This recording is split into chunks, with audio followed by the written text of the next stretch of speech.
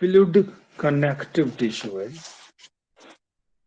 इसमें blood and lymph दोनों ही आते हैं, समझे। ब्लड और लिम्फ जो है आपकी बॉडी की, वो वैस्कुलर टिश्यू हैं।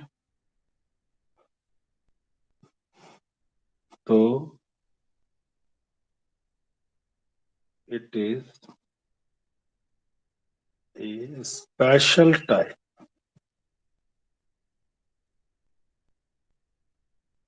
of fluid connective tissue.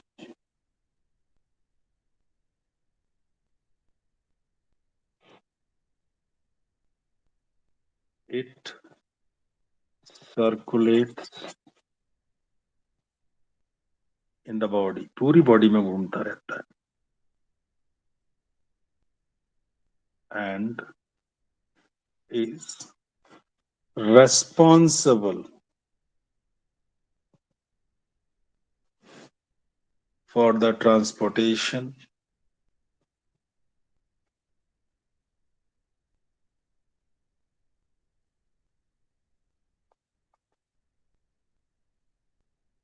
of material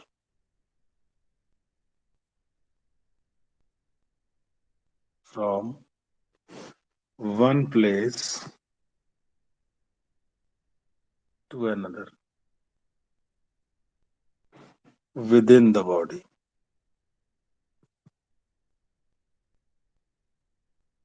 शरीर में सारा मटेरियल सर्कुलेट इसी से होता है। एक और खास बात है, it also plays an important role in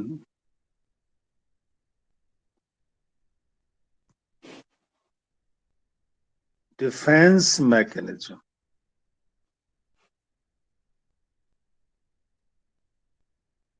शरीर की सुरक्षा प्रणाली ऑफ द बॉडी, समझे।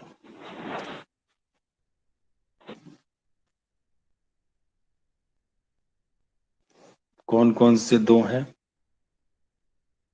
Blood and lymph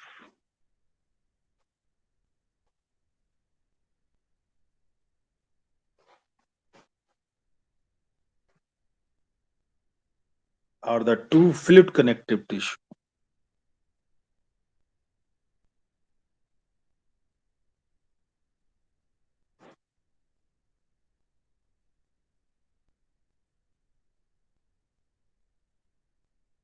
which flow through कौन सा सिस्टम? और कार्डियोवैस्कुलर सिस्टम,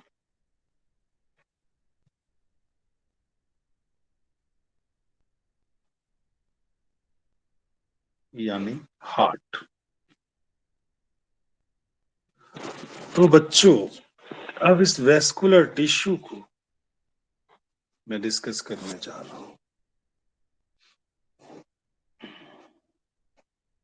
सबसे पहले मैं ले रहा हूं वैस्कुलर टिश्यू।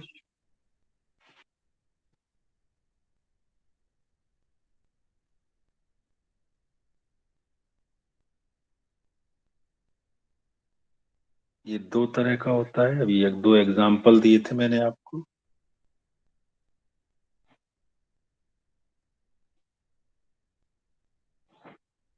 एक होता है ब्लड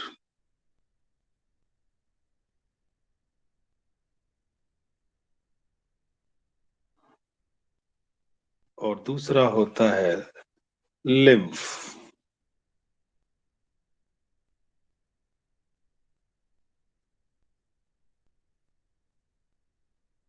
लिम्फ के अंदर दो चीजें होती हैं जिनसे मिलके बना होता है।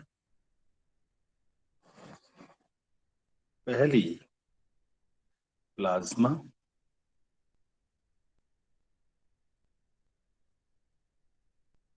और दूसरी ल्यूकोसाइट। ल्यूकोसाइट्स का मतलब है व्हाइट ब्लड सेल्स, ल्यूकोसाइट को कहते हैं।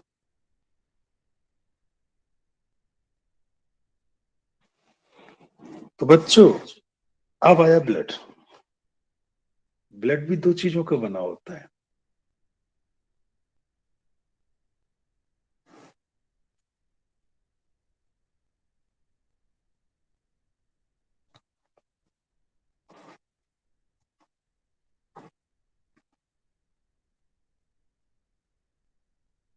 पहला, प्लाज्मा।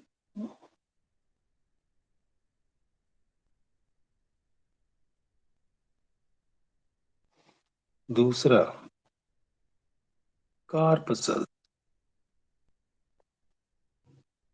कार्पसल्स मतलब सेल। जो प्लाज्मा होता है वो इसमें 50 से 55% ये लिक्विड हो गया, पानी सा हो गया ब्लड के अंदर। 55% है ऐसा। और जो सेल्स होती हैं वो 40 से 45%। और ये जो सेल्स हैं, ये सेल्स तीन तरह की होती हैं।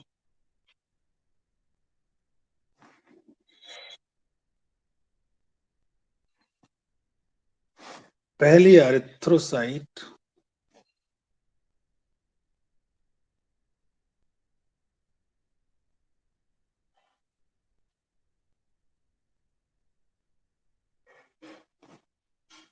जिनको हम आरबीसी कहते हैं।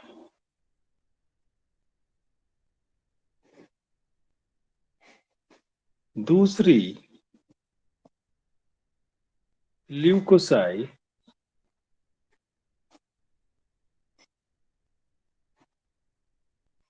जिनको हम डब्ल्यूबीसी कहते हैं। और तीसरी,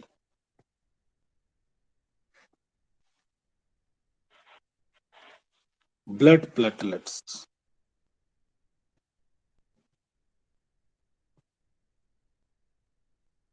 जिनको कहीं कहीं पर थ्रोम्बोसाइट भी कहा गया। अब इन ल्यूकोसाइट का जिक्र करें तो ये दो तरह की होती है।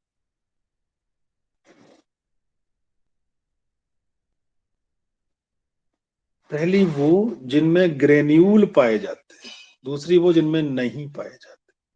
तो पहली, ग्रेन्यूलोसाइट।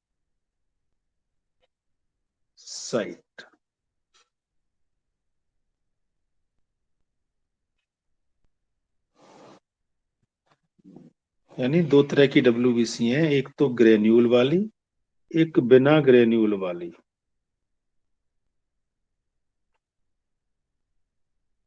ये वाली जो होंगी, इनमें ग्रेन्यूल्स एब्सेंट है। ग्रेन्यूल होता है छोटे छोटे से दाने। और जो इसका जो न्यूक्लियस है वो प्लेन होगा। Nucleus not lobed.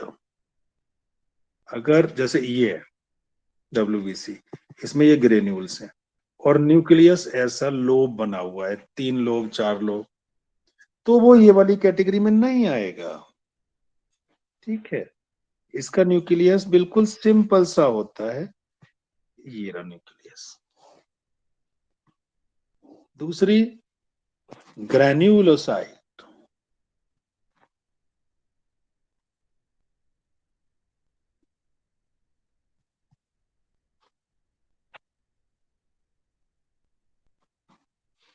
ग्रेन्युलोसाइट नाम से ही जाहिर हो रहा है कि इसके अंदर ग्रेन्यूल्स पाए जाएंगे।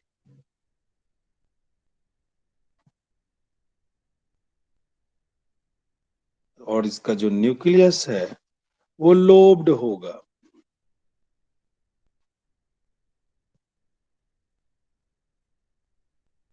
समझे? अब ये भी अलग अलग टाइप की होती है।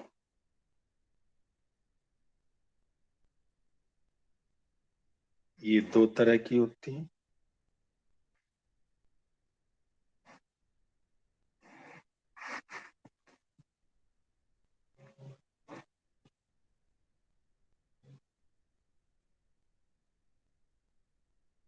और ये दूसरी वाली तीन तरह की। पहली मोनोसाइट, दूसरी लिम्फोसाइट,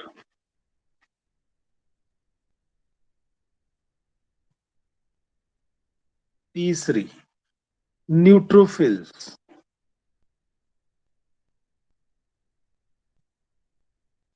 चौथी बेसोफिल्स, पांचवी एसिडोफिल्स।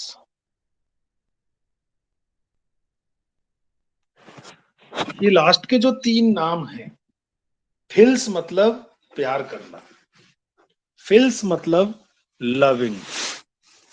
अब सबसे लास्ट का नाम अगर आप पढ़ें तो नाम क्या लिख रहा है, एसिडोफिल्स। तो ये किसको लविंग लव करेंगी, एसिड्स को। सेकंड लास्ट नाम है बेसोफिल, तो बेस लविंग।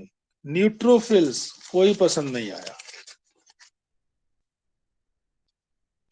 समझे। अब लव करने का मतलब ये थोड़ी नहीं है कि भैया ब्याह शादी कर रहे हैं। इसका मतलब ये है कि ये जो स्टेन की जाएंगी, किसी भी चीज को देखने के लिए उसमें रंग डालते हैं, उस प्रोसेस को स्टेनिंग कहते हैं। स्टेनिंग करने के लिए इनके लिए एसिड चाहिए, किसी को बेस, किसी को न्यूट्रल इफेक्ट है नहीं चाहिए।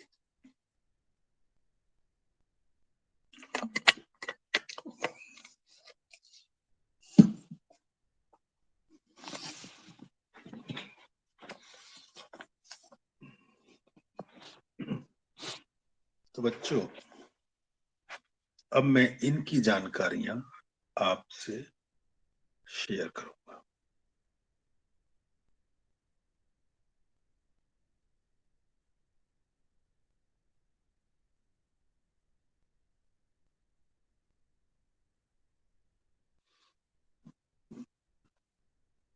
ये पूरी बॉडी का आपका इम्यून सिस्टम भी बना रही है, बहुत इंपॉर्टेंट है।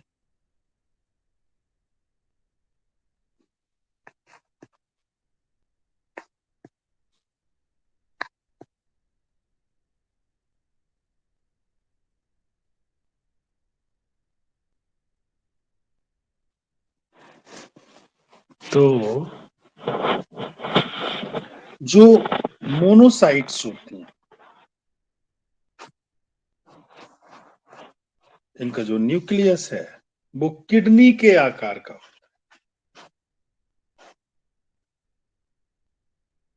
किडनी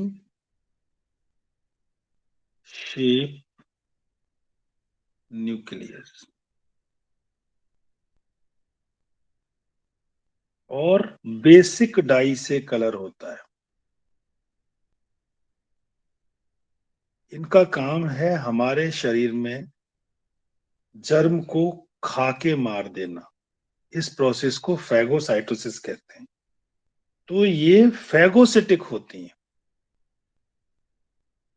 और ये हमारे शरीर की सबसे बड़ी डब्ल्यूबीसी होती है, लार्जेस्ट डब्ल्यूबीसी।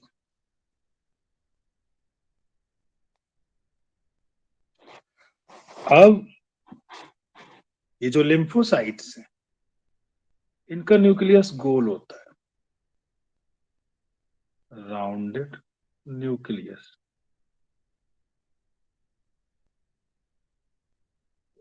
ये भी बेसिक डाई लेती है, टेन्ड बाय बेसिक डाई, बेस से कलरफुल होती हैं।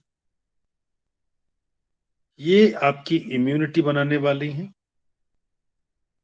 यानी ये टी लिम्फोसाइट और बी लिम्फोसाइट, ये दो ऐसी सेल हैं जो आपकी इम्यूनिटी बनाती है। इनकी कमी से एड्स तक हो जाता है, टी की कमी से। तो B lymphocyte and T lymphocyte.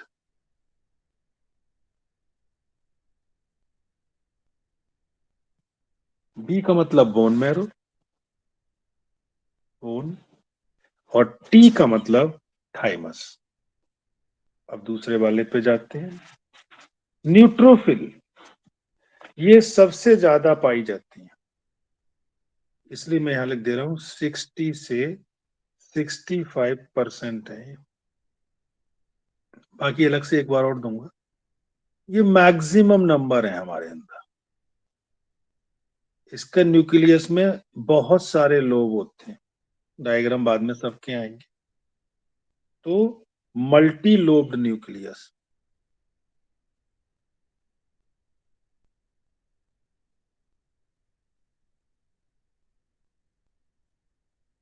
और ये भी फैगोसिटिक होती है, ये भी मार के खा जाती हैं जम्स को।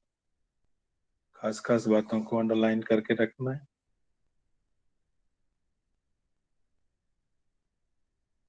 बेसोफिल, इसमें दो लोब पाए जाते हैं न्यूक्लियस में, दो गोले से। तो टू लोब्ड न्यूक्लियस। कोई पैरासाइट घुस जाए उससे चिपक जाती है। जैसे कुश्ती खेलते हैं ना, रेसलिंग, लड़ रहे हो तो अपने अपोजिट को पकड़ लेते हैं। तो स्टिक टू पैरासाइट, लेकिन उसे मारते नहीं हम लोग, ये मार देंगे एंड किल देम। आपके शरीर में जब तक ये है खुद मर जाएंगी उसे मारने में, लेकिन आपको बचाएंगी।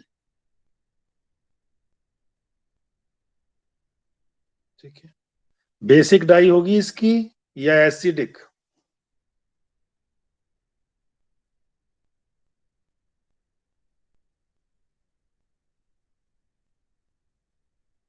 कैसी डाई से स्टेन होगी कोई बताओ? Stained by basic die.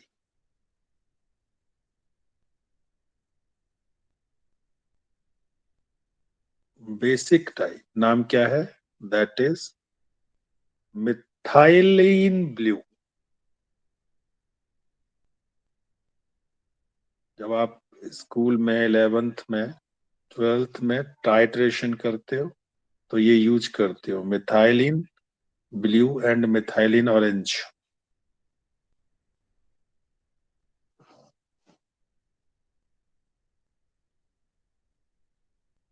अब एसिडोफिल की बात करते हैं। इसका थ्री लोब्ड है। इसके अगर न्यूक्लियस को आप देखोगे तो इसके न्यूक्लियस में तीन लोब होते हैं।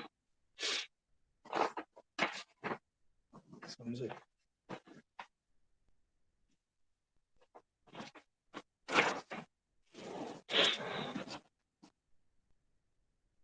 इनका दूसरा नाम और है, वो भी लिख दे रहा हूं।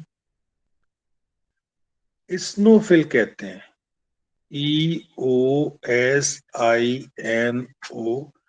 फिल, क्योंकि ये इयोसिन लेती है, इयोसिन डाई, जो कि एसिडिक है।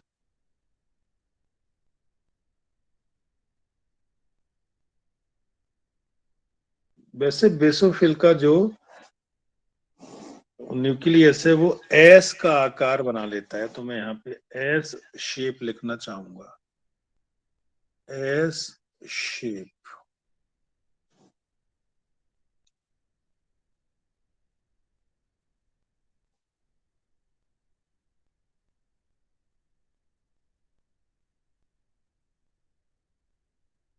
और जो इसका है उसमें दो लोब हैं, इसलिए मैं उसको बाई लोब्ड कहूं। Bilobed nucleus.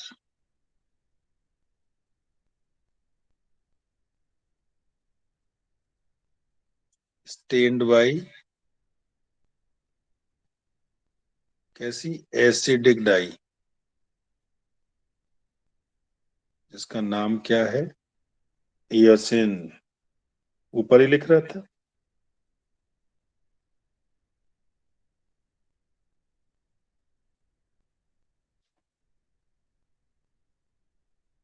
ये जो एसिडोफिल है, इनके कुछ खास करेक्टर हैं और दोनों की, मैं यहाँ हैश ला डाल रहा हूँ।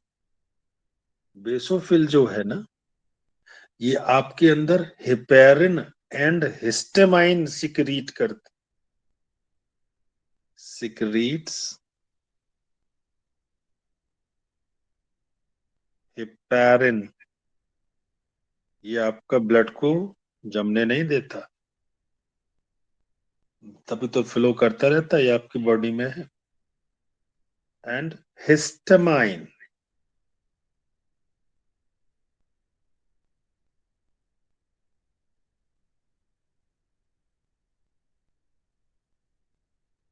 अगर ये ज्यादा हिस्टामाइन बन जाए तो शरीर में एलर्जी हो जाती है। ऐसे ही ज्यादा सेरोटोनिन बन जाए तो भी एलर्जी हो जाती है। कभी कभी किसी को देख के ज्यादा खुजली हो जाए, ज्यादा छींके आए, आंखों से पानी निकले, तो हिस्टामाइन और सीरोटोनिन ज्यादा निकल रहे होते हैं। लेकिन इसके लिए तुरंत एसिडोफिल क्या करती है? एंटी एलर्जिक रिएक्शन कर देती।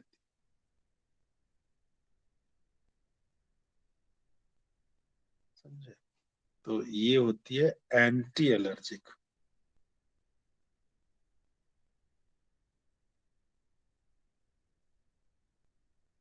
And healing wound.